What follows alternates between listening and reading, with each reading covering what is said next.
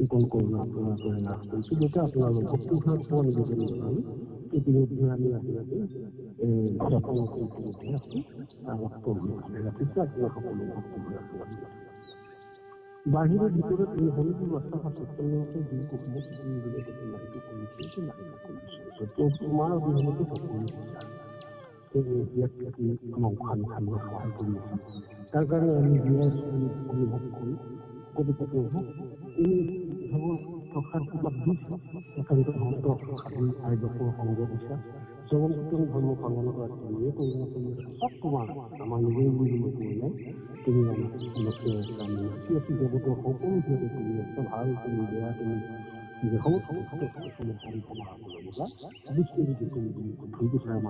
গতিকে প্ৰভু তোমাৰ নিবেদন জনালোঁ বিজুলী ভাষাৰ যেন ভাই নাম ভালপোৱা হয় গ্ৰাম্য কথা সম্পূৰ্ণৰূপে বুজাই নোলোৱা হয় আৰু তেনেকুৱাকৈ কোনোবা ভকতৰ লগত এষাৰ পাতিবলৈ হ'লেও আহি বছৰে মই লংকা লগাব পাৰোঁ এই কৰোণা কৰি দিবৰ কাৰণে গোহাৰি জনালোঁ আৰু অতিকৈ তোমাৰ চৰত একান্ত হৈ ভজন কৰা ৰাম নাম ভাল পোৱা ভকত যদি ক'ৰবাত আছে সান্নিধ্য দিয়া তাৰ বাবে বাকী সকলৰ পৰা আঁতৰাই ৰাখিবা।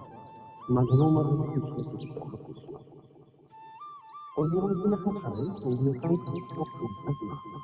আমাৰ আজীৱন সকলো সাংস্কৃতিক শাখাত অৰিহণা বঢ়াই থকা আমাৰ প্ৰাক্তন সৰল সদস্য আমাৰ বসন্ত জনালৈ কৌতুক কৌতুক ভক্তি কৰা সেইটো আপোনাৰ আপোনালৈ আমি যি আদৰ্শ দেখাই থৈ দিছে সেই পথলৈ আমি আগবাঢ়িব পাৰোঁ। আমাক কৰুণাকৈ আশীৰ্বাদ দিব আৰু আপুনি কীৰ্তন কৰি আমাক আনন্দ দি আছে আজিও কীৰ্তন কৰিব আৰু নিজানন্দ গোহাৰি জনালোঁ আপোনালোকক প্ৰতিষ্ঠা কৰিবৰ কাৰণে এই জনমৃত্যু সন্ধান শব্দ চেষ্টা কৰি আছে। আমাৰ এইবিলাক চব আপোনাৰ বিজয়ীৰ পৰা হৈছে যিটো ব্যক্তিগৰ কাৰণে প্ৰচাৰ দেখাই চেষ্টা কৰিছে বিশেষভাৱে মানুহবিলাকে সেই ল'ৰাই হয়তো কাৰ্যটো কৰি আছে লাহে লাহে। গতিকে আপোনালোকে ভক্তিভাৱ সেৱা জনাই আজি কীৰ্তন কৰি কৃষ্ণ কৃষ্ণ কৃষ্ণ মহাদেৱ।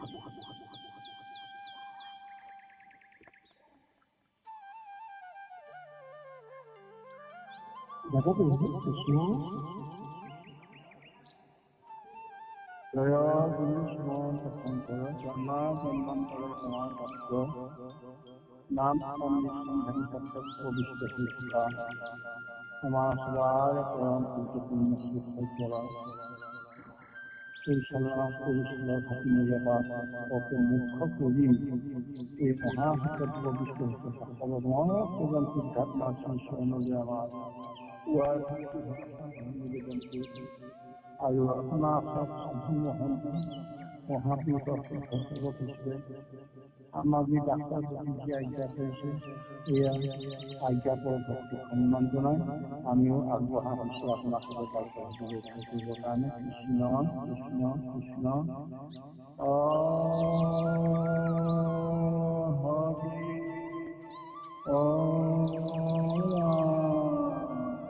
কৃষ্ণ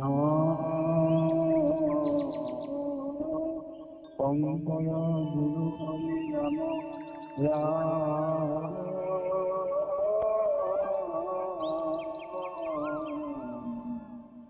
হৰি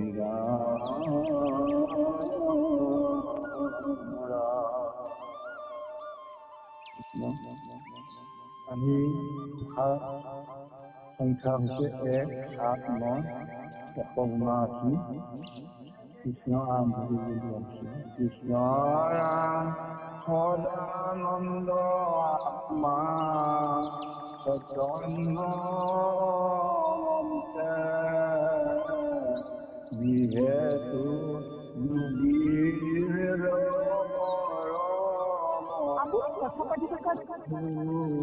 যোগীৰ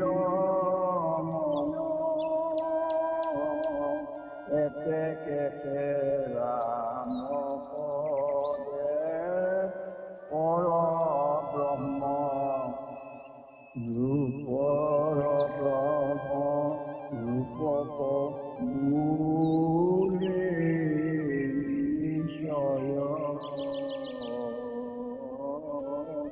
ৰূপক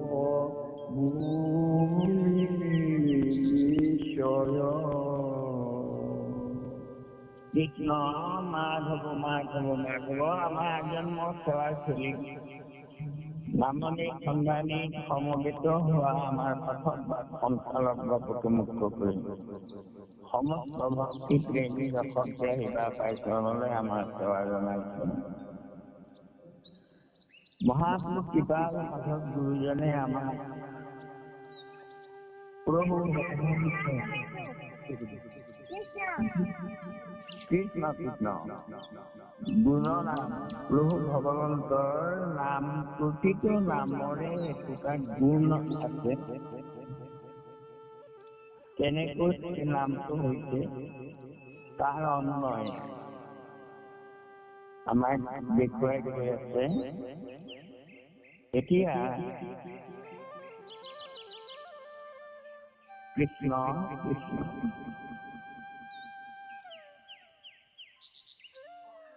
জগত কৰি আচন্ত নিবাস জগত কান্তে ৰয়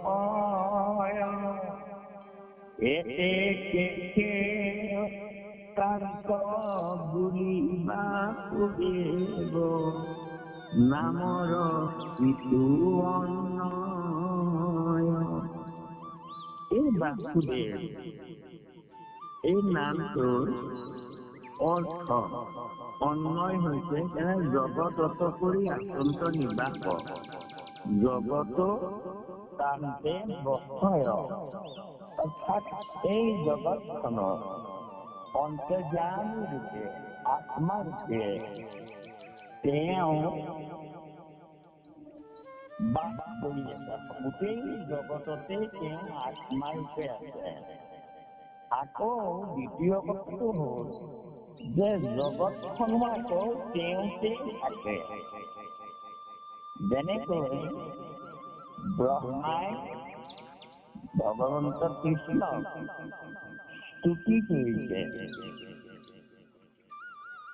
কি বুলি গৰ্ভত থাকন্তে উদৰ ৰসভালে পাৱে পাৰ ৰাধক নধৰে যেন মাৱে তোমাৰ উচ্ছিতে আছো যত চৰাচৰ হেন জানি দোষ কমি উপদাম দৰ।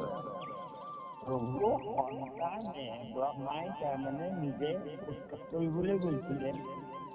গতিকে নিজকে দুখী পাই মোহ ভংগ হয় তেওঁ ভগৱন্তক কৃষ্ণক স্তুতি কৰিছে যে প্ৰভু যেনেকৈ সন্তানে মাকৰ গৰ্ভত থাকোতে সন্তানটোৱে মাকক তাৰমানে আঘাত কৰি থাকে জীয়াই কৰিলে, কিন্তু সেই সন্তানটোৰ দুখ তাৰমানে মাকে নধৰে। সেইদৰে আমি চৰাচৰ তোমাতে তোমাৰ গৰ্ভতে সোমাই আছো।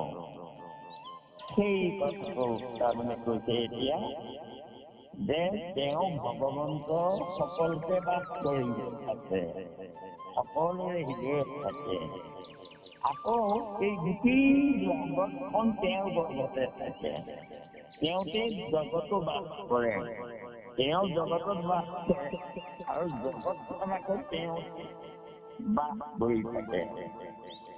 আৰু সেইকাৰণে তেওঁৰ নাম বাসুদেৱ কৃষ্ণ।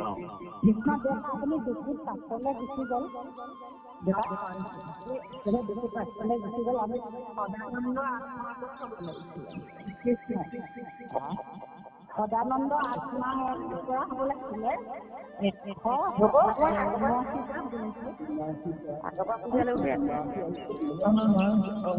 কৃষ্ণ কৃষ্ণ হ'ব আছে তাৰমানে 179 পথ নাই জানো? সদানন্দ আত্মা চৈতন্য অনন্তে যিহেতু জীৱময় সেইটো হ'ব নহয়। তাৰমানে মোৰ ইয়াত মোৰ যিখন নাম থকা আছে তাত 179 নম্বৰ কৈছো মই। এতিয়া মোৰ 180হে আছে সেয়া। তেতিয়া ভাবি ৰাখা মই 179 আপুনি কৈছে, মই আৰু 179 আৰু 180ত আছে সদানন্দ আত্মা।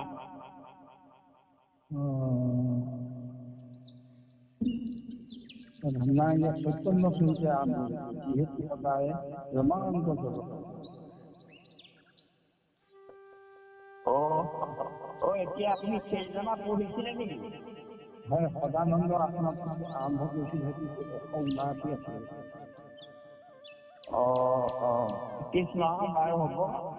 এতিয়া মোৰ ইয়াত আছিলে জগত কৰি আচন্ত নিবাস জগত কান্তে বকয়।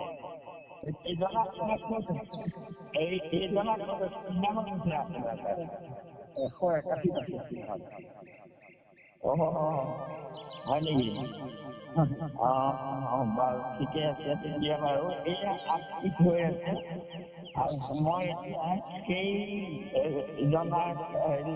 কলো বাৰু হ'ব। এতিয়া সদানন্দ আত্মা চৈতন্য অনন্তে যিহেতু যোগী ৰমণ এতে কেছে ৰাম পদে পৰম ব্ৰহ্ম ৰূপক বুলি নিশ্চয়। এতিয়া আমাৰ ৰাম শব্দটোৰ অৰ্থ যে ৰাম বুলি ক'লে পৰম ব্ৰহ্মক বুজায়। এই ৰাম নামটোৰ অৰ্থ হ'ল পৰম ব্ৰহ্ম। আকৌ সেই পৰম ব্ৰহ্ম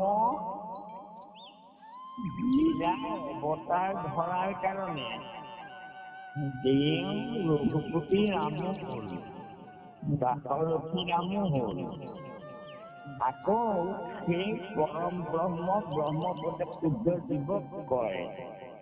গতিকে ৰাম শব্দ অৰ্থ ৰমণ কৰা, সকলোৰে হৃদয়ত ৰমণ কৰি থকাৰ কাৰণে সেইটো সকলোৰে নিজ নাম বুলিও কয়।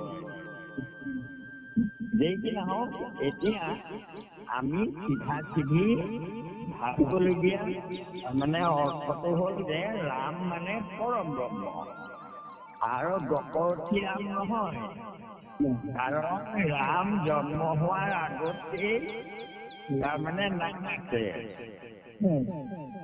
দশৰথে যেতিয়া সিন্ধুমুনিক বধ কৰিছিলে, তেওঁ শব্দভেদী বাণ মাৰি আৰু তাৰপিছত তেওঁ সেই ব্ৰহ্ম হত্যা পাপ মোচন কৰিবৰ কাৰণে তেওঁলোকৰ কুলপুৰোহিত তাৰমানে বশিষ্ঠৰ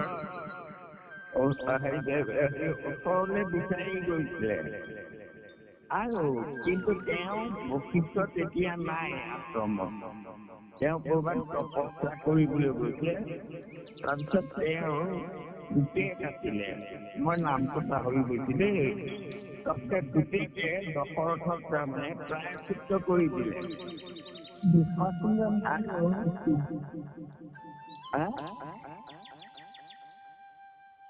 সেই প্ৰায়শ্চিত্ত কৰোঁতে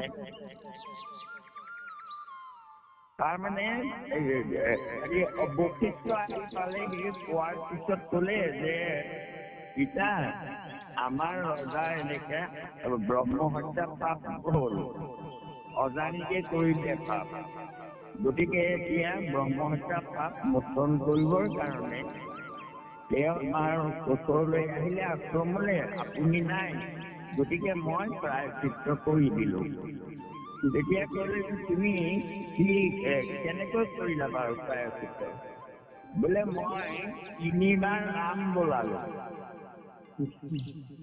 3বাৰ ৰাম ৰাম 3বাৰ কৰালো। তেতিয়া তেওঁ বশিষ্ঠই বোলে তুমি এইটো মহাভুল কৰিলা। বোলে কি হ'ল? বোলে একৰ নামে যত পাপ ধৰিতে পাৰে, প্ৰত্যেক পাপেছি পাপ কৰিতে নোৱাৰে। তুমি তেনে ৰাম নাম এক নামে যিমান পাপ সংহৰিব পাৰে সিমান পাপ কোনো পাতকীয়ে কৰিব নোৱাৰে। তুমি মহাভুল কৰিলা, নামৰ অপৰাধ হৈ গ'ল তোমাৰ। তুমি তেনে ৰাম নাম 3বাৰ উচ্চাৰণ কৰালা। গতিকে তোমাৰো প্ৰায়শ্চিত্ত হ'ব লাগিব। তুমি ৰাম অৱতাৰ হ'ব আৰু তেওঁক গৈ তুমি চাণ্ডাল ৰূপে তেওঁৰ দাস হৈ তেওঁক সেৱা কৰিব লাগিব। এই যে বৃহৎ কথা হ'ল। এতিয়া এই কথাটো চব আমাৰ সমাজত তাৰমানে বুজি নাপায়। কিছুমান মানুহে ভকতে তাৰমানে কি কৰে, এক নাম বুজি পাইছা জানো তোমালোকে? এক নামে যতবা সংখ্যাই নাম তোমালোকে জানো বুজি পাইছা বুলি তাৰমানে এইদৰে মানুহক তাৰমানে মিছা কৰি মানুহক তাৰমানে বিপাঙত পেলায়। এক নাম বিচাৰি হাবাথুৰি খায়, কিন্তু তেওঁ আকৌ এক নামটো তাৰমানে তেওঁ জনাটো দেখুৱাই, কিন্তু তেওঁ নকয়। মাত্ৰ আনত বিভ্ৰাট ঘটাই যে এক নামে যত পাপ সেই নামটো জানো বিচাৰি পাইছা, জানা জানো তোমালোকে? এইদৰে তাৰমানে বিভ্ৰাট ঘটাই। আচলতে তেওঁলোকে কাহিনীটোৱেই নাজানে যে এক নামে যত পাপ সংহৰিব পাৰে। এই কথাটো কোনে কৈছিলে, কেলে কৈছিলে নজনাৰ কাৰণে এনেকুৱা পৰমাৰ্থ বিচৰা বহুত ভকত আছে আৰু সংঘত নাই তেনেকুৱা ভকত। গতিকে আমি এতিয়া এই কথাটো বুজি পালো যে ৰাম শব্দই পৰম ব্ৰহ্মক বুজায় আৰু এই পৰম ব্ৰহ্মই ৰাম নাম এটা লৈ লীলা অৱতাৰ ধৰিলে ৰামে। আকৌ তেওঁ কিন্তু পূৰ্ণ ব্ৰহ্ম অৱতাৰ নহয় ৰাম। কেলে নহয়? পূৰ্ণ অৱতাৰ ভগৱন্ত কৃষ্ণ পূৰ্ণ ব্ৰহ্ম অৱতাৰ আৰু ৰাম অংশ অৱতাৰ। আৰু সেই কথাটো আমি তাৰমানে ইয়াত দেখিয়ে থাকো যে ৰামে তাৰমানে বহুত তেওঁ তাৰমানে ভুল কৰিছে। কৰা দেখা পোৱা যায় লীলা কৰোতে, আৰু তেওঁক সেতু বান্ধিহে তাৰমানে সাগৰৰ পাৰ হ'ব পাৰিছিলে। কিন্তু তেওঁৰ নাম তেওঁতকৈ ডাঙৰ। আৰু গতিকে সেই ৰঘুপতি ৰামক তোৰ নামত তোমাকো কৰিয়া তোৰ গুণৰ নামত তোমাকে তুমি লক্ষ্মণ সুগ্ৰীৱ বিভীষণ গোটেইবোৰক সহায় লৈ তুমি সাগৰত সেতু বান্ধি পাৰ হ'লা। কিন্তু তোমাৰ ৰাম নামটো লৈ মানুহে সংসাৰ সাগৰখন পাৰ হৈ উঠি যাব পাৰে। গতিকে তোমাৰ নামৰ মহিমা তোমাতকৈ বেছি কৃষ্ণ। গতিকে আচলতে কথাটো তেওঁ তাৰমানে ৰামে মায়া হৰিণ সেইটো তাৰমানে জানে, জানিব লাগে তেওঁ। কিন্তু তেওঁতো মায়া হৰিণটো খেদি লৈছে আৰু গৈ সীতাকান্তক সেই কথাটো তেওঁ ঈশ্বৰ হিচাপে কথাটো বুজাই দিব পাৰিব লাগিছিলে, সেইটো মায়া হৰিণ। গতিকে তুমি এইটোৰ কাৰণে হেৰি নকৰিবা। সীতাই ক'লে বুলিয়েই তেওঁ ঈশ্বৰ হৈ পেলাই কিয় খেদি গ'ল? গতিকে সেই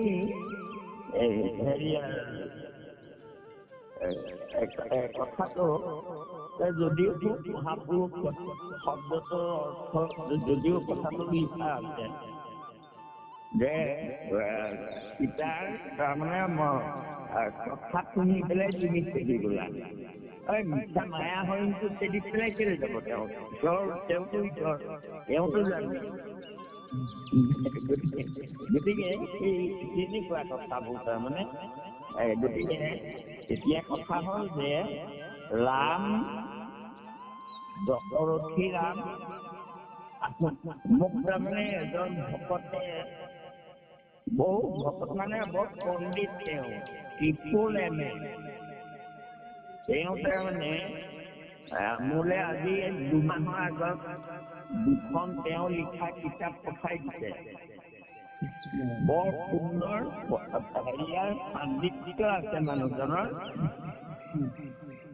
তাৰপৰা তেওঁ তাৰমানে মোলে লিখিছে মাজতে মই আকৌ চিনিয়ে নাপাওঁ মই তাৰমানে এই কিতাপ দুখন পাৰ্চেল কৰি পঠাই দিছে মোৰ ঠিকনাত আহিছে মই পাইছো পাই তাৰমানে দেখিলো তাতে এখন চিঠি লিখি দিছে আৰু চিঠিখনত লিখিছে যে তেওঁ তাৰমানে হেৰিয়াৰ গৱেষক তেওঁ ডক্টৰেট ডিগ্ৰী লৈছে 2টা বিষয়ত আৰু হেৰিয়াৰ তাৰমানে গুৱাহাটী ইউনিভাৰ্চিটিৰ প্ৰফেচৰ এতিয়া ৰিটায়াৰ হ'ল বাৰু তাৰপৰা তেওঁ লিখিছে যে মই এই কিতাপ দুখন লিখিছিলো আৰু তাত তাৰমানে মই আপোনালৈ পঠাই দিছো আপুনি পঢ়ি চাই পেলাই হেৰি কৰিব মোৰ এটা ডাঙৰ সন্দেহ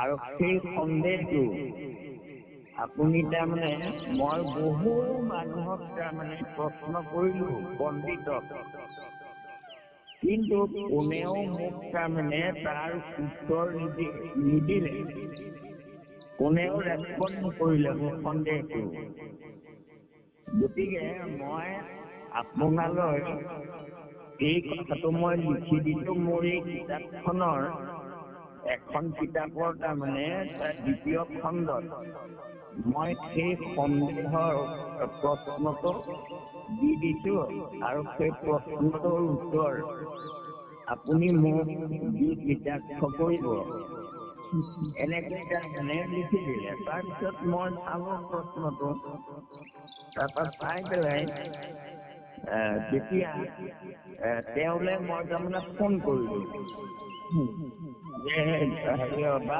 মই আপোনাৰ কিতাপ দুখন পালো আৰু আপোনাৰ সন্দেহটো মই তাৰমানে পালো মই কিন্তু বৰ্তমান মই বৰ ব্যস্ত আপোনাক প্ৰশ্নকেইটা মই বিচাৰ কৰি মই আপোনাৰ প্ৰশ্নৰ উত্তৰটো দিম আৰু তাকে আপুনি অন্ততঃ 2 মাহমান তাৰমানে বাট চাব লাগিব কাৰণ মই এতিয়া খুব ব্যস্ত হৈ আছো আৰু গুৰুত্বপূৰ্ণ প্ৰশ্ন আপোনাৰ প্ৰশ্নকেইটাৰ মই উত্তৰ দিম তেওঁ তাৰমানে সন্দেহটো হ'ল এইটো যে ৰাম তাৰমানে পূৰ্ণ ব্ৰহ্ম অৱতাৰ হয় নে নহয় পূৰ্ণ ব্ৰহ্ম পূৰ্ণ অৱতাৰ হয় নে নহয় দ্বিতীয় কথা হ'ল যেতিয়া পূৰ্ণ অৱতাৰ তেওঁ নহয় তেতিয়াহ'লে ৰঘুপতি ৰামৰ চৰণত শৰণ কিয় ল'লে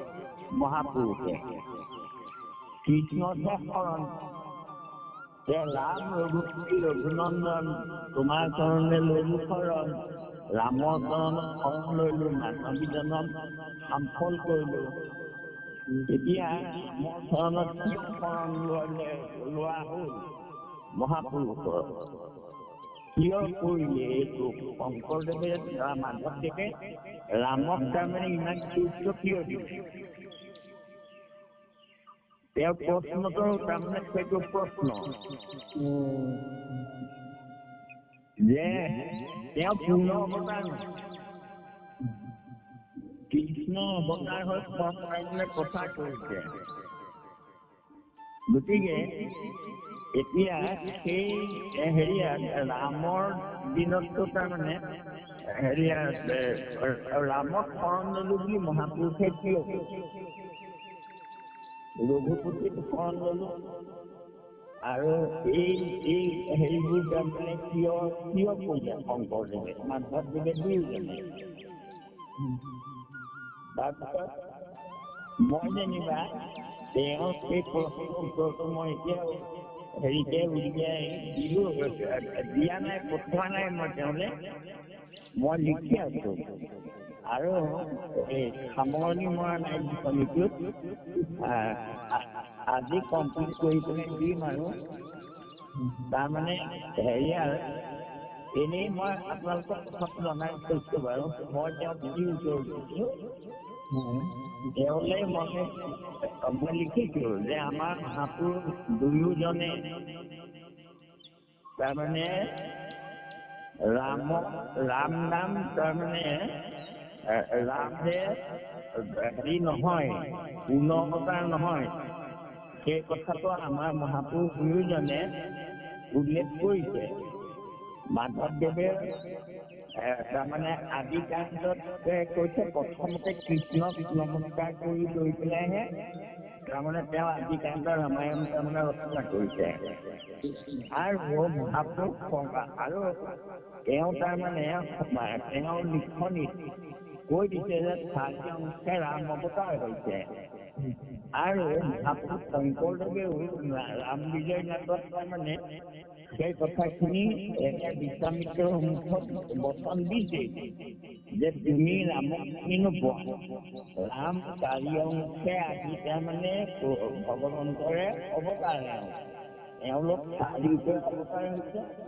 এই বুলি শংকৰদেৱে সেয়া কোৱাইছে তাৰপিছত আৰু তাত আৰু হেৰি আছে কিন্তু মহাপুৰুষৰ শৰণটো কৃষ্ণতহে শৰণ আৰু ৰূপ ধ্যান কৰোঁতে ৰামৰ নপৰে ধ্যান কৰে কৃষ্ণৰ ৰূপে ধ্যান কৰে কিন্তু প্ৰশ্ন হ'ল যে কৃষ্ণৰ ৰূপটো ধ্যান কৰোঁতে আকৌ ৰামৰ শৰণত শৰণ লৈলো এই কথাখিনি কিয় লিখিলে গতিকে ৰাম কৃষ্ণৰে অংশ অৱতাৰ এই ৰামে কৰা লীলাটো কৃষ্ণৰে লীলা কাৰণ অংশ ৰূপে তেওঁ তাৰমানে অৱতাৰ ধৰিলে বামন ৰূপে তেওঁৱেই অৱতাৰ ধৰিলে গতিকে কপিল ৰূপে তেওঁৱেই অৱতাৰ ধৰিলে গতিকে সেই সময়ত তেওঁ শৰণ মানে আশ্ৰয় গতিকে তেওঁকে আশ্ৰয় কৰি আৰু ভালুক বানৰ আদি কৰি গোটেই এইবোৰ তাৰমানে উদ্ধাৰ হৈছে ৰামৰ শৰণ লৈ আৰু তাৰপিছত গতিকে কৃষ্ণৰে লীলা বুলি পেলাই তেওঁ কৈছে যে নৰসিংহও কৃষ্ণৰে লীলা আৰু ৰামো কৃষ্ণৰে লীলা প্ৰভু তুমি ৰাম ৰূপে এনেকৈ অৱতাৰ ধৰিছিলা এই কথাটো ক'লে গতিকে ৰাম ৰূপে লীলা কৰিলা গতিকে সেইকাৰণে আৰু দ্বিতীয় কথাটো হ'ল পৰমাৰ্থ কথাটো হ'ল যে ৰামৰ অৱতাৰত 3জন ভকতে ৰামক আশ্ৰয় কৰিছিলে শৰণ লৈছে 3জন ভকত আছে যেনেকৈ জাম্বৱান হনুমান আৰু বিভীষণ ৰামৰ নামতো সেই 3জন ভকতে ৰামক আশ্ৰয় কৰি ৰাম নাম লৈ ৰামক শৰণ লৈ উঠাই হৈছিলে গতিকে সেই 3জন যে আছিলে সেই 3জনে তাৰমানে ৰাম ৰূপত শৰণ লৈছিলে গতিকে সেইকাৰণে আমাৰ ভকত তেতিয়া সেই ভকতকেইজনে কোনে কেনেকৈ কেতিয়া শৰণ লৈছিলে কৃষ্ণ অৱতাৰতো 3জন ৰাম অৱতাৰতো 3জন গতিকে সেইকাৰণে তেওঁলোকৰ যিটো প্ৰাৰ্থনা তেওঁলোকৰ প্ৰাৰ্থনাটো আমাৰ ভকত মহাপুৰুষে আমি খাই দিছে কাৰণ সেই যুগত ৰামক আশ্ৰয় কৰি পেলাই গোটেই উদ্ধাৰ হৈছিলে কিন্তু সেই ৰাম সেই কৃষ্ণ গতিকে কৃষ্ণ ইয়াক প্ৰকাশ কৰিবলৈ যাওঁতে অকল ৰামৰে নহয় বাকীবোৰৰ লীলাৰ কথা লিখিছে কৃষ্ণৰ লীলা বুলিহে সেয়া প্ৰমাণ কৰিছে আৰু প্ৰমাণটো তাত যে কৃষ্ণক নমস্কাৰ কৰি পেলাই ৰামায়ণ হেৰি কৰিছে ৰামৰ লীলা কৰিছে গৈ আৰু শংকৰদেৱেও হেৰিয়াৰ কৃষ্ণক কৃষ্ণৰ ভকতি আৰু কৈছে এই যে প্ৰাৰ্থনা আমি কৰোঁ এতিয়া সেই প্ৰাৰ্থনাটো আমি আসনত কি আছে আমাৰ ৰামায়ণ নাথাকে বা ৰাগ থাকে আমাৰ প্ৰাৰ্থনাৰ তাৰমানে কৃষ্ণৰ বিষয়ে আমি জ্ঞানত কৰোঁ আমাৰ ভাগৱত থাকে ৰামায়ণ থাকে গতিকে সেই ৰামায়ণত কৰা কৃষ্ণৰ সংকল্পে ৰামে কৰা লিখাহে ইয়াত কীৰ্তন মই লিখিছো বাৰু দিয়া নাই গতিকে ঘপকে কথাটো ওলাই গ'ল গতিকে সেইকাৰণে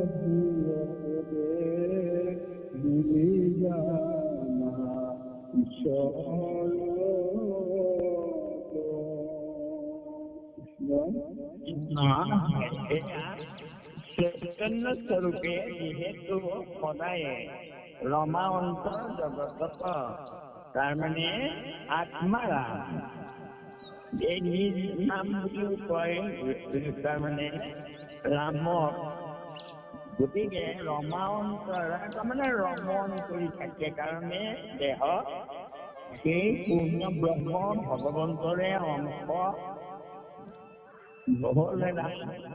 আকৌ ৰামতকৈ নামটোৱে পৰম ব্ৰহ্ম বুজায় আকৌ ব্ৰহ্মপদে জীৱ বুজায় গতিকে সেইকাৰণে কৈছে সেইকাৰণে নিজ নাম বুলিও কৈ দিয়ে লিখা আছে ৰামে এতিয়া আকৌ সেই ৰাম বুলি কিয় ক'লে নামটো যে সমস্তৰে হৃদয়ত তেওঁ ৰমণ কৰি থাকিলে এই জড়দেহবোৰ চৈতন্য হৈ থাকে সেইকাৰণে ঈশ্বৰৰ সুমধুৰ ৰাম মানে ব্ৰহ্ম আকৌ ব্ৰহ্মক ৰাম বুলি ক'লে যে ৰাম শব্দৰ অৰ্থ হ'ল ৰমণ কৰি থকা জগতকে চৈতন্য শক্তি প্ৰদান কৰি থকা কাৰণে আকৌ কৃষ্ণ শব্দৰ তাতে আছে কৃষ্ণ শব্দ পৃথিৱীবাচক জন্ম আনন্দ প্ৰপ্লৱ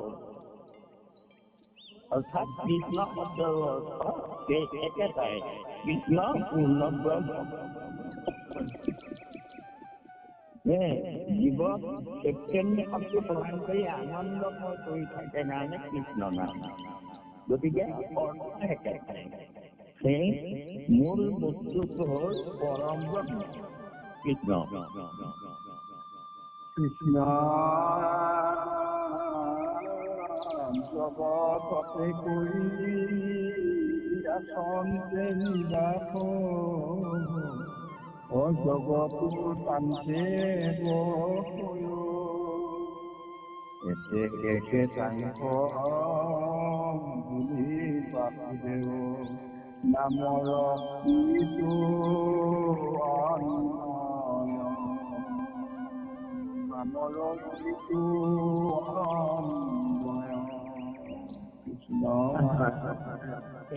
মই এয়া অৰ্থ প্ৰথমতে কৈ দিলো শুনাকি নম্বৰ বুলি কওঁতে গতিকে যি কি নহওক এয়া অৰ্থ কলো যে জগতত ভগৱন্ত বাস কৰি থাকে মানে প্ৰত্যেকৰ হৃদয়তে এই জগত তিন্ন পৰ্যন্ত চবতে চৈতন্য শক্তিৰূপে ঈশ্বৰে বাস কৰি থাকে আকৌ সেই জগতখনত তেওঁ ভিতৰতো কৰে আকৌ জগতখনত তেওঁ ভিতৰতে থাকে আৰু সেয়া মই ক'লোৱে যে ব্ৰহ্মাই নিজে স্তুতি কৰিছে তোমাৰ কুক্ষিতে আছো যত চৰাচৰ তোমাৰ গৰ্ভতে আছো গতিকে সন্তান বুলি তুমি মোক ক্ষমা কৰা এই প্ৰাৰ্থনা কৰিছো সেইকাৰণে তেওঁ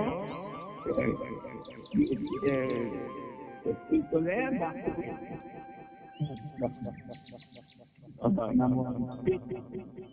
কৃষ্ণ কৃষ্ণ কৃষ্ণ নাম হৰি পদ সেৱা নকৰে নিমিত্তে মায়াৰে বান্ধি তাৱত মায়াকো নকৰে হৰিত শৰণ নলয়ে শৰণ নলয়ে কৃষ্ণ।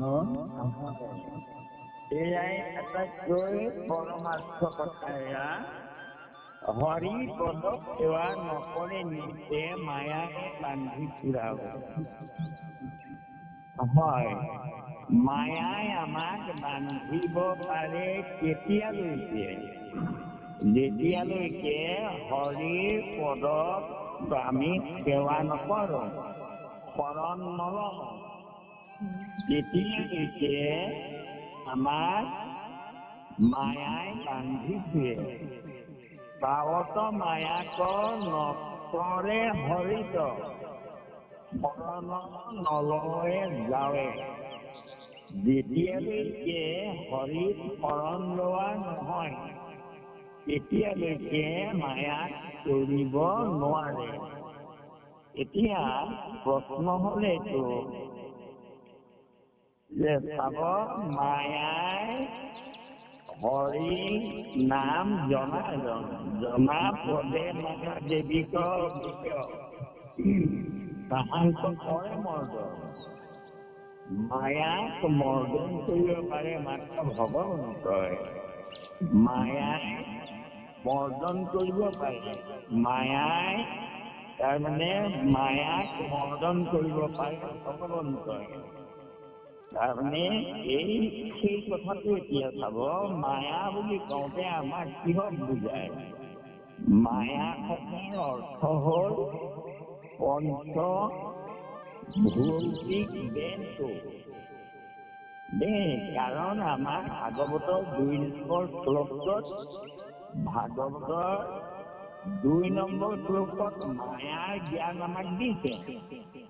মায়াটো কি আমি চিধি পাইছো যে কি মায়া অবস্তুক দেখায় বস্তুক আবৰি। এদিকে মোহৰ মায়াটো কোনটো? যিটো মায়াৰে বস্তুটো ঢাকি থওঁ। তাৰ মানে কি কৈছে কথাটো? আমি দেহটো দেখা পাওঁ আৰু দেহৰ ভিতৰত থকা আত্মাক আমি দেখা নাপাওঁ। গতিকে মায়াৰ হাতত কৰাও জগত প্ৰকাশ। এই বুলি ভগৱন্তই মায়াৰে জগতখন নিৰ্মাণ কৰা নাই। জগতৰ নিৰ্মাণ হোৱা প্ৰকাশিত জগতখন কিহৰ? পঞ্চভূতৰ। পঞ্চ তত্ত্বাৎ ভবেৎ সৃষ্টি, তত্ত্বাৎ তত্ত্বং বিলীয়তে, পঞ্চ তত্ত্বাৎ পৰম তত্ত্বং তত্ত্বাতীতং নিৰঞ্জনম। পঞ্চ তত্ত্বৰ পৰা জগতখন হৈছে আৰু সেই পঞ্চতত্ত্বত মিলি যায়। কিন্তু পঞ্চতত্ত্বৰ ওপৰত যি তত্ত্ব আছে, পৰমাৰ্থ তত্ত্ব অৰ্থাৎ আত্মা তত্ত্ব, জীৱ তত্ত্ব, সেই জীৱৰ পতন নাই। পঞ্চতত্ত্ব বিনাশ আছে। আৰু এই ব্ৰহ্মাণ্ডখন তাৰমানে পঞ্চতত্ত্বৰ ভিতৰত ব্ৰহ্মাণ্ডবোৰ পৰে আৰু সেই ব্ৰহ্মাণ্ডবোৰ বিনাশ হয়, নষ্ট হয়। কাৰণ পঞ্চতত্ত্বটো মায়াৰ তৈয়াৰী, তাৰমানে পঞ্চভূতেৰে তৈয়াৰী। পঞ্চ তত্ত্বাৎ ভবেৎ সৃষ্টি। আমি দেখি থকা জগতখন পঞ্চভূত আৰু সেই পঞ্চভূতৰ দেহটো আমি দেখো। আকৌ মায়া বুলি কিয় বোলে বস্তুটো? যে য'তে মায়া থাকে তাতে মানুহৰ মোহ হয়। এতিয়া আমাৰ মোহ দুটা, অহং আৰু মম। অহং ভাৱ মায়াই কেনেকৈ কৰে, এই দেহটোকে মই বুলি ভাবি থাকো আমি, ইন্দ্ৰিয় সুখবোৰকে মোৰ বুলি ভাবো, এইটোক কয় অহং। অহংকাৰ বুলিও কয় তাকে। অহং দেহ, আমি দেহটোকে মই বুলি ভাবি নাথাকো জানো? মই দুখ পাইছো, মই বেজা পাইছো, এই কথাবোৰ আমি কৈ থাকো, কিন্তু আচলতে মই দুখ পাওঁ জানো? অৰ্থাৎ আত্মাই পাই জানো? আত্মাই দুখ পাই জানো? দুখটো দেহৰ। গতিকে এতিয়া আমাৰ ভুলটো হয় এইটো যে দেহৰ দুখটোক মোৰ মই বুলি ভাবো, দেহৰ সুখটোকে মোৰ বুলি ভাবো। এয়া দেহৰ সুখ, দেহৰ সুখটো মোৰ সুখ নহয়। তেনে মোৰ সুখ নহয় মানে মইনো কোন এতিয়া? মই দেহ নহয়, নাম দেহ। মই দেহ নহয়, মই দেহত থাকোহে। গতিকে এই হ'ল পৰমাৰ্থ জ্ঞান। যিটো মই সেই ব্ৰহ্ম,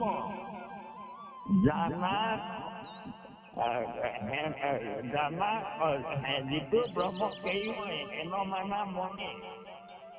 যিটো মই সেই ব্ৰহ্ম জানা সৰ্বক্ষণে, নিদেখিবা তথ্যকপো পাৱক্ত দংশন্তে। এতেকে তোমাকো নিশ্চয় ভগৱন্তে, তুমি সেই মায়াৰ তথ্যকৰ দেহটো নেদেখিবা, তুমি তেওঁকো ঈশ্বৰকহে দেখা। তোমাৰ ভিতৰত থকা ব্ৰহ্ম আৰু সেই তথ্যকৰ ভিতৰত থকা ব্ৰহ্ম একেটাই। তোমাৰ মৃত্যু ভয় তাৰমানে গুচি যাব, তোমাক তথ্যকে খুটিব নোৱাৰে। অৰ্থাৎ তোমাৰ আত্মাক খুটিব নোৱাৰে, তোমাৰ দেহটো খুটিব। গতিকে তুমি নমৰা, দেহটো মৰিব। এই বুলি কলে কথাটো। গতিকে সেই শৰীৰটো মায়া, সেই মায়াৰ শৰীৰটো নষ্ট হৈ যায়, বিনষ্ট হয়। আৰু সেই পঞ্চতত্ত্বৰে ব্ৰহ্মাণ্ডবোৰলৈকে পঞ্চতত্ত্ব থাকে। ব্ৰহ্মাণ্ডৰ বাজসিটো কৃষ্ণৰ নগৰ, সদাচিটো নুহি লাখ জানা শুনিবৰ। ব্ৰহ্মাণ্ড গভীৰ, ব্ৰহ্মলোকৰ ওপৰত যি বৈকুণ্ঠ। গতিকে বৈকুণ্ঠ বুলি নামটো যে সিদিনা কালি কৈ আছিলো, এতিয়া আমাৰ তাৰমানে আইবাপ সকলে কিমান ধাৰণাটো শুদ্ধকে বুজি পাইছে মোৰ তাৰমানে সন্দেহ লাগি গল। কাৰণ তেওঁলোকে আকৌ কৈছে যে বৈকুণ্ঠত মায়া নাই। আৰে বৈকুণ্ঠত মায়া কেনেকে থাকিব? পঞ্চতত্ত্বৰ বাহিৰ জেগাতে মায়াটো তালৈ যাবই নোৱাৰে। গতিকে মায়াৰ বাহিৰে ব্ৰহ্মাণ্ডৰ এতিয়া আমাক কৈছে বৈকুণ্ঠ নামটো অন্বয় কৰিছে যে মায়াই তাৰমানে ব্ৰহ্মক দুখ দিব নোৱাৰে, কষ্ট দিব নোৱাৰে, মায়াই বিনাশ কৰিব নোৱাৰে, কালে নষ্ট কৰিব নোৱাৰে। সেইকাৰণে কালৰ মায়াই কুণ্ঠ কৰিব নোৱাৰে, তাৰমানে ঢুকি নাপায়গৈ, নষ্ট কৰিব নোৱাৰে। সেইকাৰণে ঈশ্বৰৰ নাম বৈকুণ্ঠ। ঈশ্বৰৰ নামটো বৈকুণ্ঠ। বৈকুণ্ঠত মায়া নাই, এইটো তাৰমানে হেৰিয়াৰ কথা, সেইটো অভিজ্ঞৰ কথা। হেৰি কৰিবৰ কাৰণে, বুজাবৰ কাৰণে লিখিব পাৰে। কিন্তু এই পদটোৰ অৰ্থ কি? কুণ্ঠ মানে ধ্বংস, নষ্ট কৰিব নোৱাৰে। কোনে নোৱাৰে? কালেও নোৱাৰে, মায়াইও নোৱাৰে। সেইকাৰণে ঈশ্বৰৰ নামটো বৈকুণ্ঠ। এইটো নামটো কৈছে বৈকুণ্ঠত মায়া নাই। আৰু ভূতৰ মায়া কেনেকে থাকিব? প্ৰপঞ্চৰ ভিতৰ নিহিতে কিছু স্থান, পঞ্চভূতৰ স্থানৰ নহয় বৈকুণ্ঠ। ভক্তৰ নিমিত্তে কৃষ্ণে কৰিছে নিৰ্মাণ। গতিকে পঞ্চভূত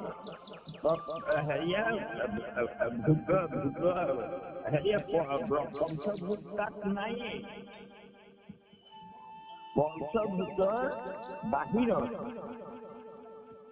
পঞ্চতত্ত্বাত পৰম তত্ত্ব, যি তত্ত্ব তাৰমানে মায়াই নষ্ট কৰিব নোৱাৰে, যি তত্ত্ব কালে শেষ কৰিব নোৱাৰে, কালে ধ্বংস কৰিব নোৱাৰে, সেইকাৰণে ঈশ্বৰৰ নামটো বৈকুণ্ঠ।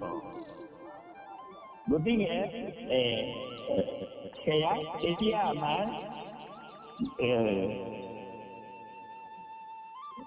কুমধুৰ পদে নানা বুলি একে ৰাম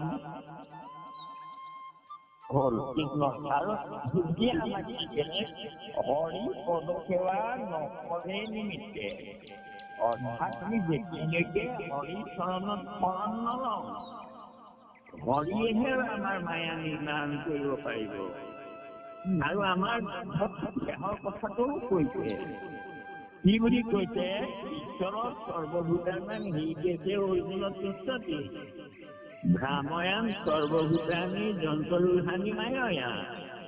ঈশ্বৰ তোমাৰ হৃদয়তে বাস কৰি আছে, আৰু তুমি মায়াৰ শৰীৰটোৰ সুখ দুখবোৰ আত্মাৰ সুখ দুখ বুলি নাভাবিবা। তুমি নিজৰ পৰিচয় হোৱা, তুমি আত্মাহে, দেহটো তোমাৰহে, তুমি দেহ নহয়। গতিকে তুমি আত্মাক শৰণ লোৱা, তোমাৰ মনটো আত্মাত লগাই দিয়া, আত্মাক সেৱন কৰা মনটো, তেতিয়া তুমি একো দুখ উপলব্ধি নকৰা। তমেব শৰণং গচ্ছ, সৰ্বভাৱেৰে কৈছে মোক দেহটোক তেওঁ খুৱাইছে, দেখুৱাইছে, শুনাইছে, গোটেই ইন্দ্ৰিয়বোৰ তেওঁৱেই চলাই আছে। গতিকে সমস্ত ইন্দ্ৰিয় বৃত্তি তোমাতে ৰক্ষ বুলি ভাবা। হে আত্মা, মই আত্মা। গতিকে মই সেই আত্মা উপলব্ধি হওঁ, আৰু মই ভগৱন্তৰ অংশ, পৰমাত্মা। গতিকে মই তেওঁক সেৱা কৰিব লাগে আত্মাই। এই জ্ঞানটো লোৱা, লৈ পেলাই দেহৰ পৰা মনটো আলগ কৰি দিয়া। গতিকে ঈশ্বৰৰ দেহৰ পৰা মনটো আত্মালে আনিলেহে বিষয় বাসনাৰ কথাবোৰ আমি পাহৰি যাম। এতিয়া সেই কথাটো কৈছে, হৰিক শৰণ নলয়। যদি দেহতেই শৰণ লৈ থাকো, ইন্দ্ৰিয় বৃত্তিতে শৰণ লৈ থাকো, তেতিয়া আমাৰ আৰু মায়া কেনেকে বুজিব? কাৰণ মায়াকে সেৱা কৰি আছে। গতিকে দেহৰ পৰা আলগ কৰিব লাগিব মনটো। সত্য অসত্য জল চৈতন্যৰ মাজতে যিটো প্ৰকাশ হয়, তাকে বোলে মন। সেই তাকৰ যিজনে যাক উপাসে, যদি দেহৰ সুখত মগ্ন হৈ থাকা, মৰি মৰি আকৌ তেতিয়াই পাই থাকিবা। আৰু যদি আত্মা সুখলৈ যোৱা, হৰি শৰণ লোৱা, তেতিয়া আৰু দুনাই জন্ম হব নালাগে। এয়া ইমান সুন্দৰকৈ আমাক এয়া আনি কলে যে হৰি শৰণ লোৱা, ললে মায়া কৰিবা। এতিয়া আমি মায়া কৰিবৰ কাৰণে শৰণ লবা বুলি কলে হৰিক লবা শৰণ। কেনেকৈ লম শৰণ? এতিয়া আমাক কব কৃষ্ণ।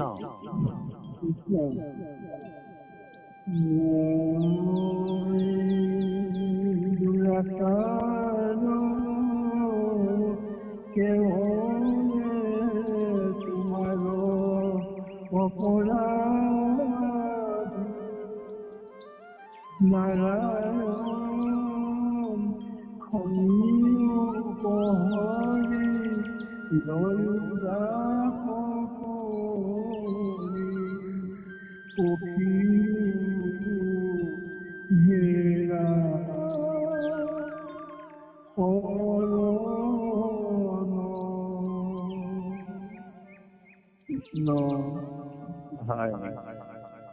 এতিয়া এই ভাৱটো মনলৈ আমাৰ আহিব লাগিব যে মই দুৰাচাৰ কেৱলে তোমাৰ প্ৰভু, মই তোমাৰ অপৰাধী।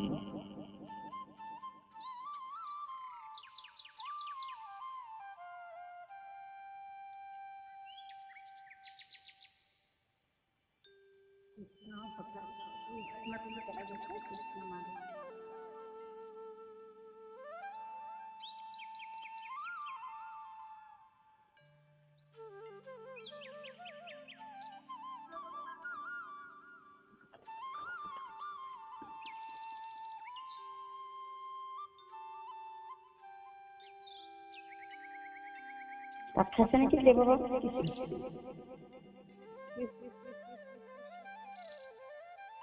হয়, এঘণ্টা কাটি